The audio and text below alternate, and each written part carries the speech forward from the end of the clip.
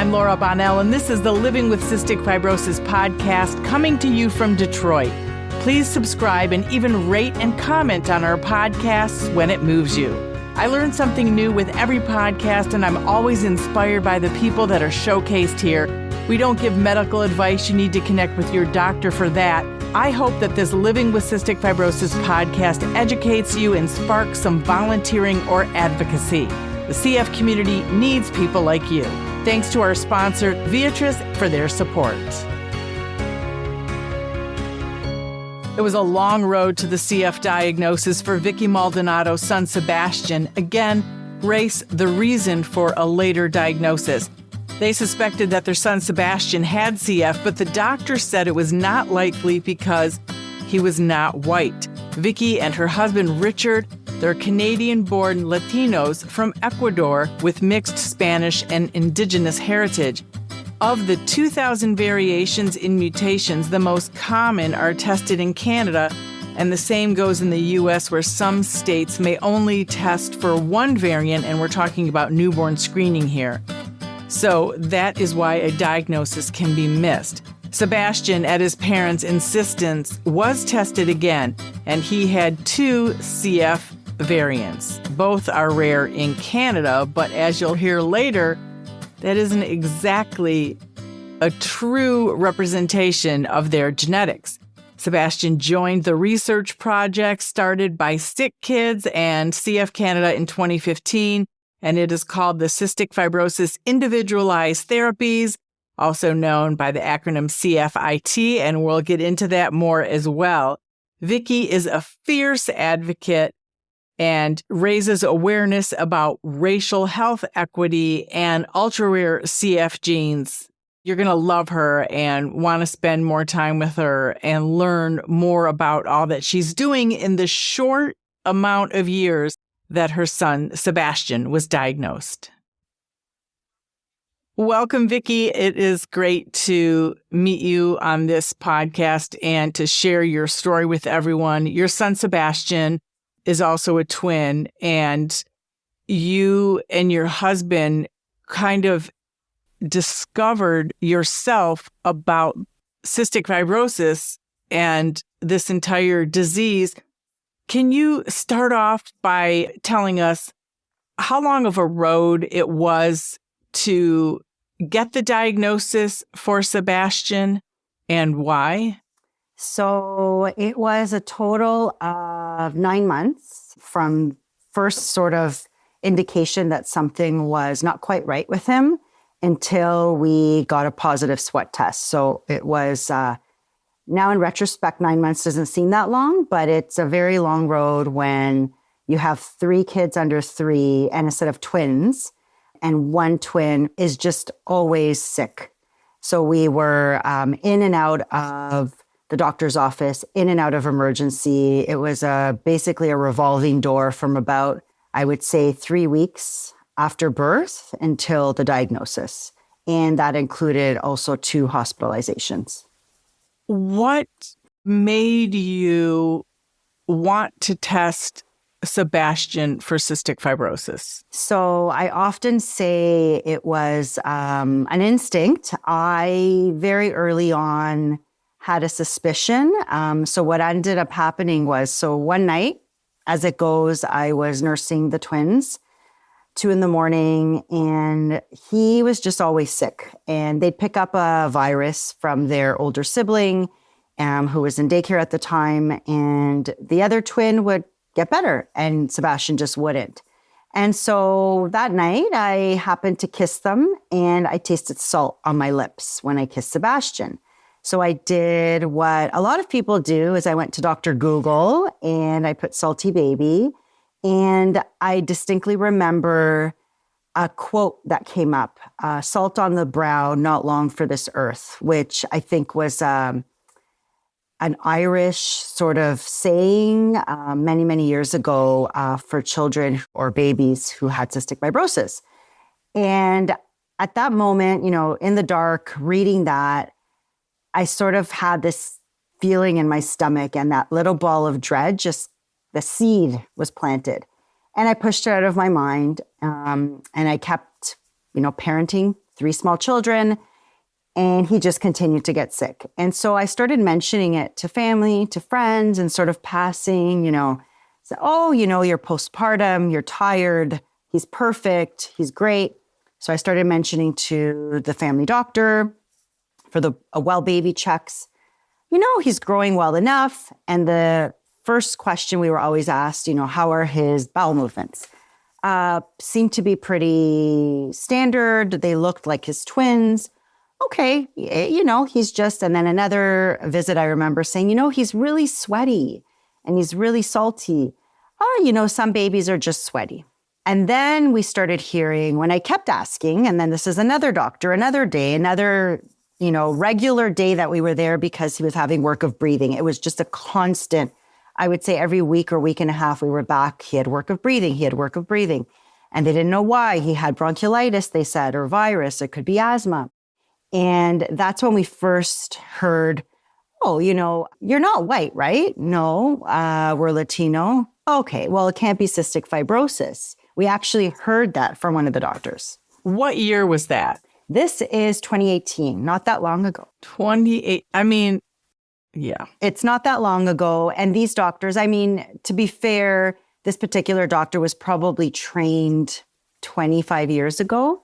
And of course, the end result is that Sebastian just did not present as a classic textbook case of what CF would be. He was growing well enough. He's always been small, but he wasn't sort of hitting, there's like the triple, they don't grow. There's the lung issues. He had the major lung issues and he was sweaty and salty, but the growing and the bowel pieces were not really there. You're being kind because I think so. It doesn't matter when he became a doctor. It was a male doctor. A she.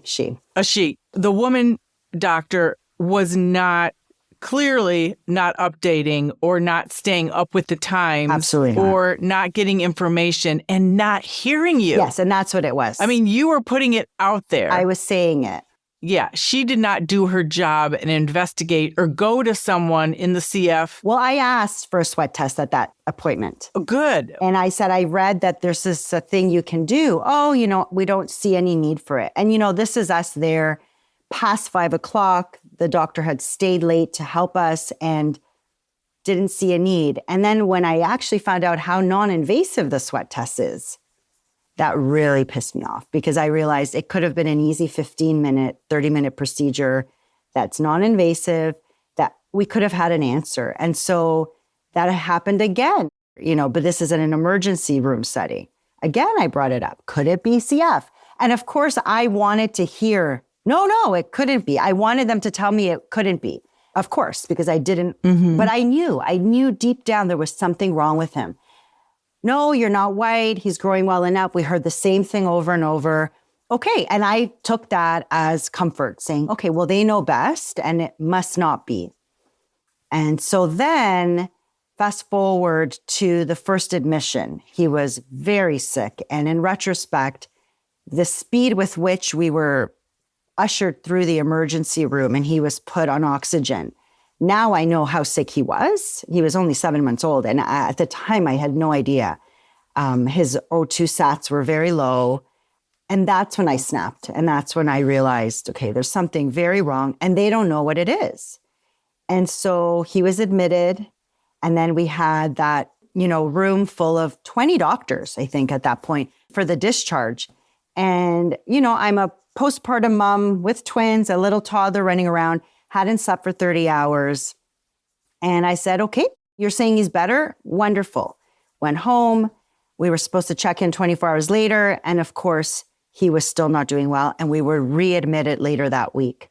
And that second admission discharge appointment, they all came back in. And it was my ability to say no. There was an audible ding that I heard ding, no, I'm not leaving. We're admitted, and I want you to transfer him or send him to a referral to an asthma specialist. If this is what you think it is, I'm not going to be followed by our GP.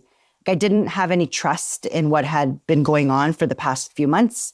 That was gone. And so they said, oh, sure, we can do the referral, no problem. And we just happened to get in on a cancellation a few weeks later, or else we would have had to wait. We're in Canada, so we wait our turn. It would have been months probably till that appointment came up. And that doctor, the asthma specialist, in that first appointment took one look at him, and I could see in her face, she knew something wasn't right. And so she's listing off the tests she was going to do for her fellow to make a note of. And I think sweat test came up like number 2. And I looked at her and I said, "You think it's CF, don't you?" And she didn't really answer, but I could tell she thought she knew it was that. Like she just had this, wow. I could just tell by her face. And then a few days later, we got that call from her. It was sort of borderline. So she wanted to repeat it just to get a definitive positive. And I, of course, was saying to her, what else could it be? Could it be anything? Like I just was hanging on by a thread of hope that it wasn't, but I knew it was that. And then the follow-up sweat test was definitive that it was positive. And that was it. And that was a Friday. I remember it was November 9th, 2018. Like I have the dates, I have the time. Our first son was stillborn and his due date was November 9th, years before. So for that to be the day of diagnosis is just, wow. Incredible. And so I remember every moment of that and, still going up to clinic and still thinking, maybe they're not sure. And then seeing the nurse gowning up and thinking, oh my God, there's no way she's gowning up for a chit chat. Like she's gowning up for some serious business. But once I sat in there, I actually said because they started getting into all that, and I said, I need you to say it. I need you to say it out loud. Does he have cystic fibrosis? I needed to hear it. And my husband was on the speakerphone because by that point he had missed so much work. He was about to lose his job. So we had him on speaker at work, and they said, it's cystic fibrosis. And that's when, many people have their moments or whatever it is. And I had that gut punch to the stomach where I actually physically keeled over on the table. Like it was just a physical, but it was also relief. Finally having an answer and knowing that we would have a plan. So for many parents, I hear CF clinic can be a place of re-traumatization. For me, actually, it's a place of comfort because it was the place where we got an answer. And so I thankfully don't have that trauma of going to clinic for the most part. But yeah, in a, I guess, nutshell, but also long-winded, that's the story of what happened. And then that day till we found out it was CF. Yeah, I don't think it was long-winded. I think it's a great description of how a parent feels when you get that diagnosis and you've been trying to figure it out. 9 months doesn't seem like a long time when you think about sometimes how long it takes for people of color to get a diagnosis, but it's still 9 months of a sick kid and not knowing and not getting answers and not getting support with all your concerns. And then you finally hear that. And I think we could both agree that there's so much work that needs to be done in raising awareness for people of color, just with pediatricians and doctors who, like you said, in the beginning of this podcast, she'd been in the business for a while and just maybe didn't stay updated enough to be able to ask the right questions or get more information. When you were asking her questions about cystic fibrosis, have you talked to that doctor and said, hey, just, maybe you should, be more open to what parents have to say? We had been followed by our family, our general practitioner. And in Canada, the way it works, your children can also be followed by a GP. So that's what we had been doing. But I had lost trust in that clinic for obvious reasons, for the misdiagnosis. So I had the kids transferred to a pediatrician who had actually experience with cystic fibrosis, who had done a residency or fellowship in the CF clinic where we are today. So when I went back to the clinic for an appointment for myself and I had the kids with me, I took that opportunity to talk to the doctor. So the doctor that had said that we weren't white and it couldn't be CF was not my GP, but was a covering for my GP at that time. So it's a teaching hospital/clinic. So happened to have a student with her that day. So I took that opportunity to say, hey, we finally got a diagnosis, it's CF. And she was visibly taken aback, could not believe it, and said, what? Are you serious? And I said, yeah. And so I want you to know that, I said that. And I did tell her, you didn't hear me. And so we did get an apology. She said sorry. And I took that chance to educate her student. And I said, this and this, when I pointed at Sebastian, is what CF can look like. We're Latino, we're from Ecuador. This is what it can look like. And so I want you to remember this as you go on in your career, that it may not always present as a textbook case, but you need to listen to parents. So then following that, I went to my GP, who had been the one really following his case from birth, had seen him, the day after birth and all of that. Again, just could not believe it. And I actually heard her say, "Are you sure?" It's like, just couldn't believe it, and said, "Did they find both mutations?" Yes, they did, because she thought maybe they had found one and not another. I said, "No, there's 2 mutations." And the nurse at the clinic, everybody was just gobsmacked, couldn't believe that it was CF. And didn't I read too, don't you have some indigenous ethnicity as well? So my husband does. So his genetic mutation, so he's not culturally indigenous. It goes way back, but as we know, in Latin America, the culture was taken out of the communities. And so his language and all of that was not passed down. But genetically, he does have indigenous heritage. And the mutation that he passed along to Sebastian is specific to Ecuador. It's the most common mutation in Ecuador. So I often get a little bit, fussed when I hear, it's a rare mutation. It's rare in Canada, but it's not rare in Ecuador. And so the mutation that I passed along is actually rare as well in Canada, but it is, I think the origins are from sort of Central Europe, Ukraine area. And so that aligns with the colonization of Latin America, the Spaniards coming over. And so that's most likely where the mutation that I carry comes from. And we're all from somewhere else, right? I mean, I'm white, but I'm Eastern European. So to think that there's somehow this line of where the genetics would stop is silly to me. Exactly. And I'm not a physician, so you would hope that, most physicians would learn this. And hopefully more and more are now. Mm-hmm. And that's very interesting about the genetics too. So tell us about, I think you've had some challenges in Canada getting Trikafta correct because it's seen in Canada as a rare mutation? Yes, that is the thing that we are currently facing and battling and just pushing. So he was missed by newborn screen because they didn't test for those mutations because they're considered rare in Canada. And then even once we had the positive sweat test, it took 4 months. So in Canada, you don't have a rare disease community yet. I know Beth Van Stone. We do. And yourself, but aren't you working on that? Yeah, well, CORD. Mm-hmm. Yes. Yeah, so the Canadian Organization for Rare Disease is really an organization that is an umbrella organization for many rare diseases, including CF. And so Beth Van Stone and Maddie Van Stone are really the leaders in that space right now for cystic fibrosis.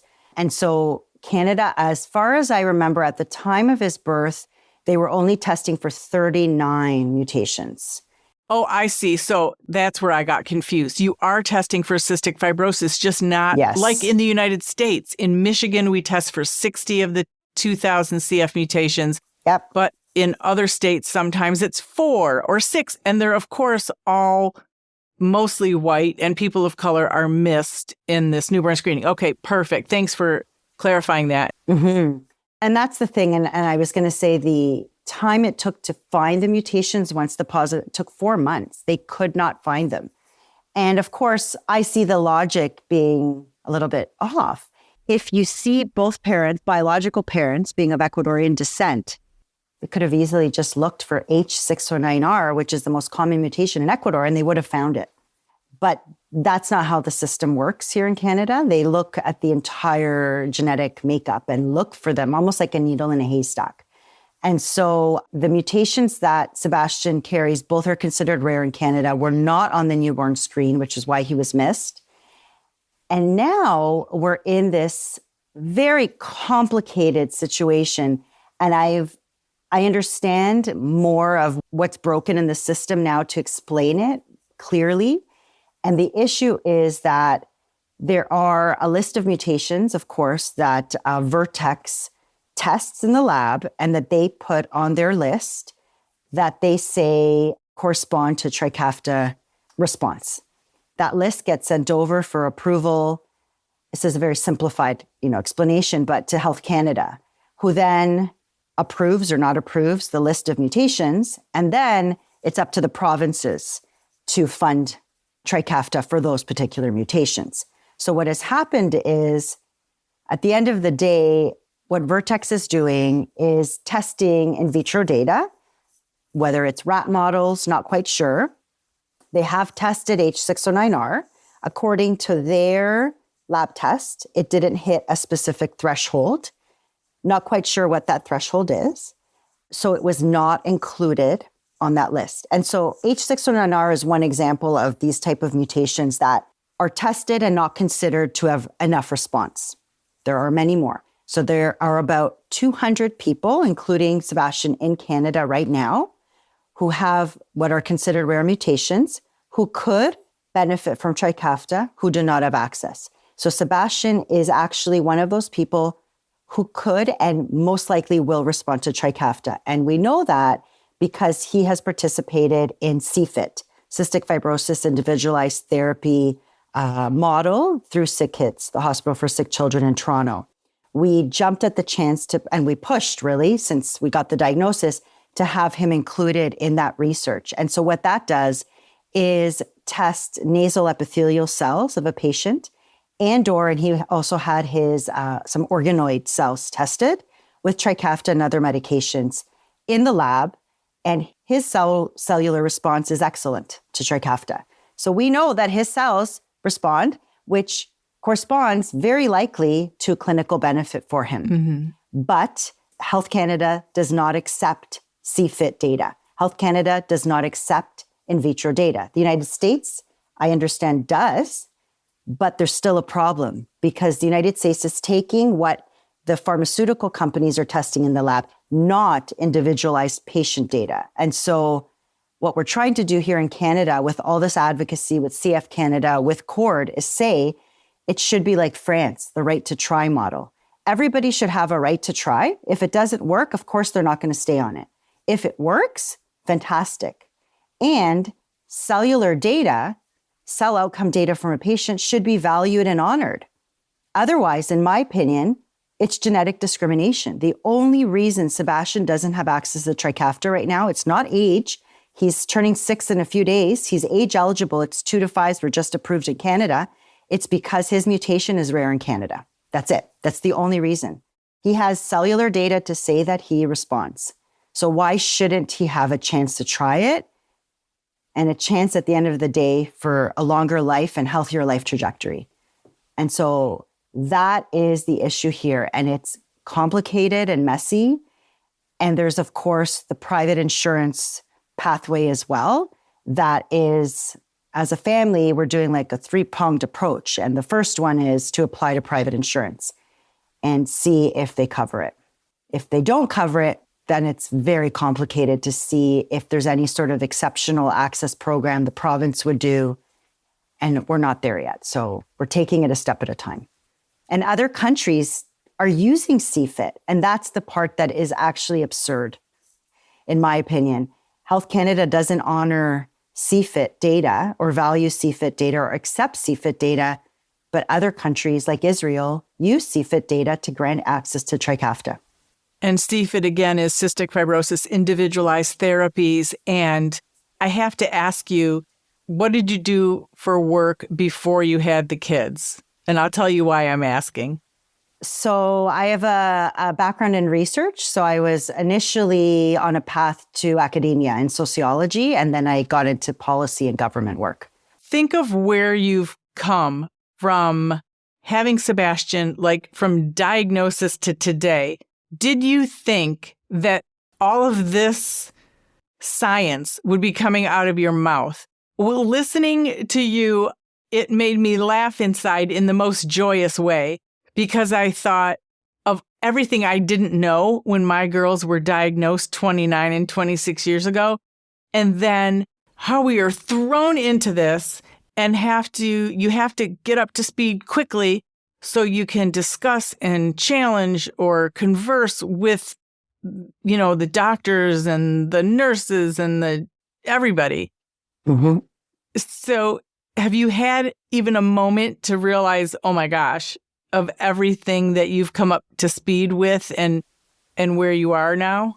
I don't think I've processed everything. I mean, I think I'm pushing ahead. And as you know, the day-to-day, the CF burden of care is so high and the kids are so young. And I don't have the privilege of choosing not to work. I have to work. And so it's just a balance and a juggle of all the needs and care. But you made me remember actually the early days after diagnosis. I was on maternity leave. And so thankfully here in Canada, we have quite a long maternity leave of 18 months. And I took extended leave, unpaid leave, because we had the twins and it was cheaper than putting them both in daycare. So I was off for 2.5 years with the twins. So in that time, I raised them.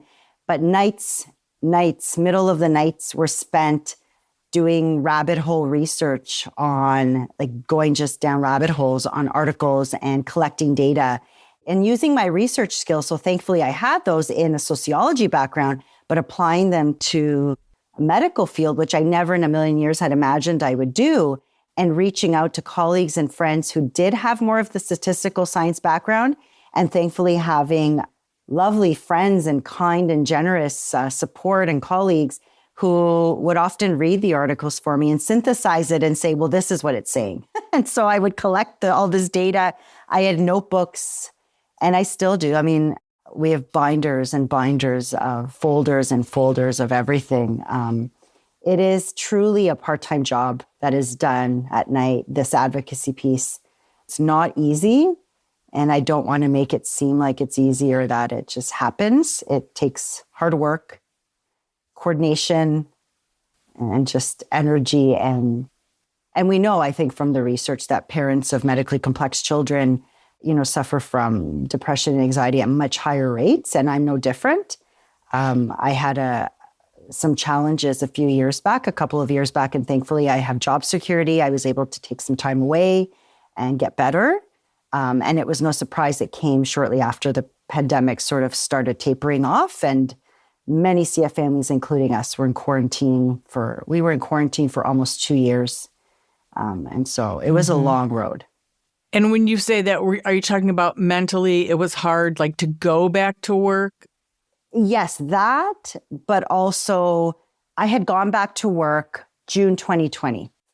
So 3 months after it started, we were working from home remotely as everyone else was. And we had 3 kids under 5 at home all day while we worked. And we did that for about 18 months straight. That's a lot. And it took a toll. It took a toll with everything. And so I hit a point where I needed to step away and get better. And I essentially burned out. Yeah. Well, I'm glad you got the help that you needed. Thank you. And I'm also glad you shared it, because everyone can relate who's listening to this podcast. And I'm sure that it's helping. And I think about those binders you're talking about. I have a couple inch thick binders as well. And it's interesting. One of my daughters was going through one of her binders about the diagnosis from early on. And she saw what year and how old she was when her own anxiety started, because I was taking notes. And then pictures that she drew. And she actually had a good laugh. She was like, oh my gosh, I was so young, like pictures of anger and tears on her face and sadness, and fear of the disease that she couldn't put into words at the time, but she drew, and I saved all of it.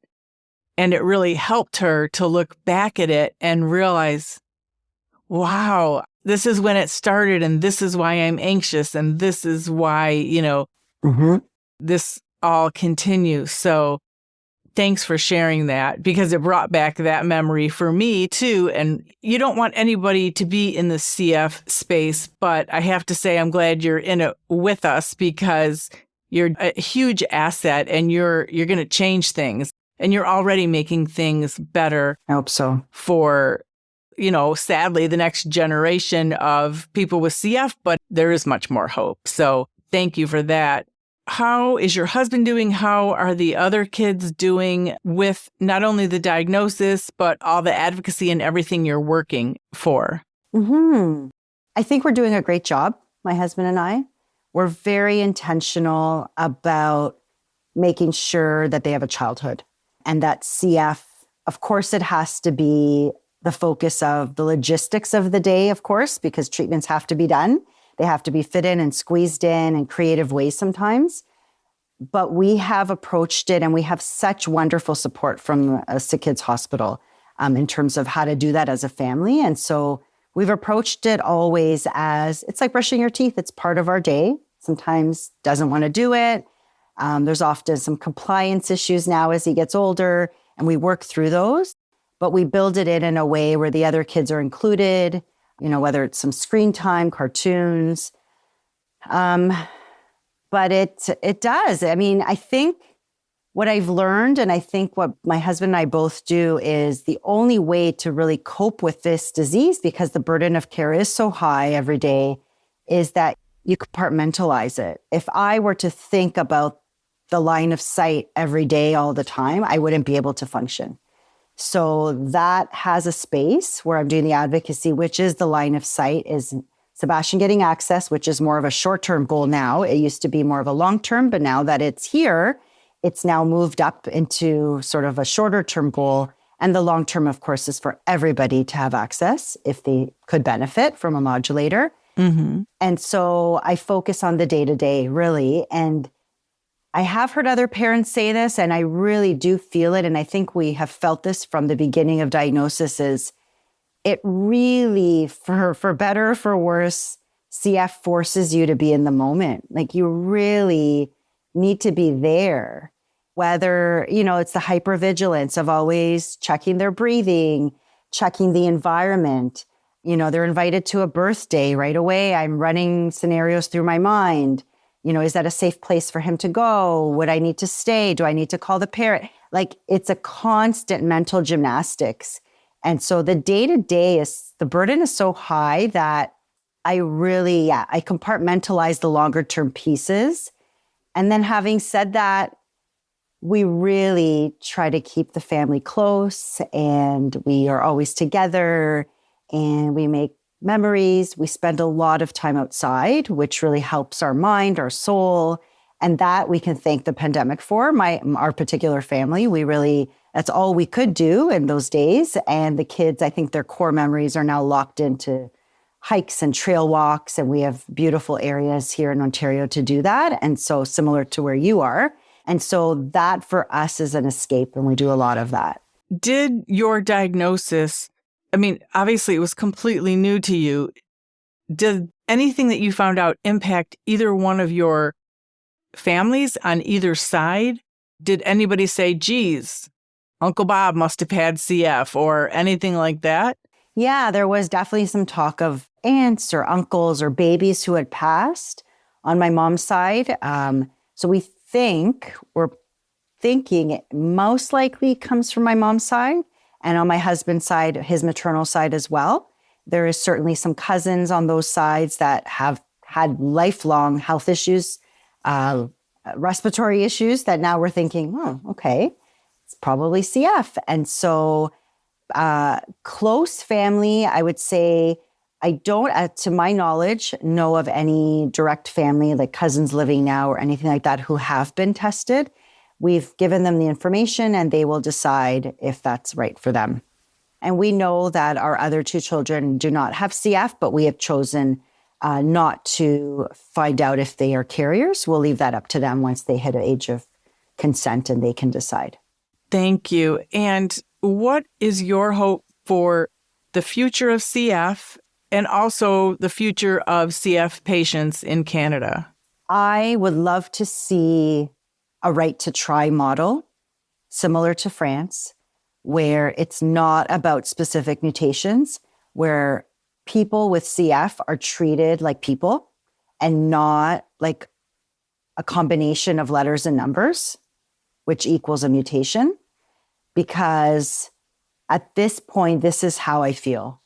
My son has this tag of this mutation attached to him, which is why he cannot access a modulator right now. And so I would love to see a model where health equity is really honored. And regardless of whether you're a racialized person with CF like my son is, you would have access to and have the right to try a modulator. And that in a public healthcare system like ours, a beautiful, wonderful system that offers so much, that it would be equitable and that the provinces would cover it for everybody who could benefit. That would be ideal, and that is my goal. And I won't stop until that happens.